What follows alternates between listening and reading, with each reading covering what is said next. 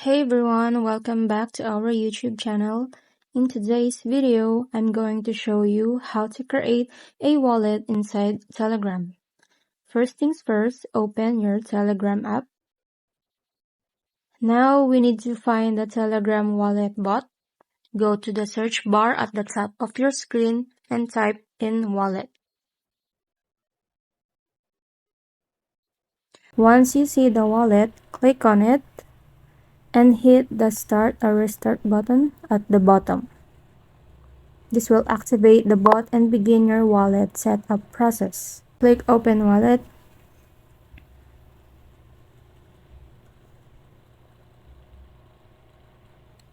Here it is. Here you can see your balance, which will show the amount of crypto you currently hold.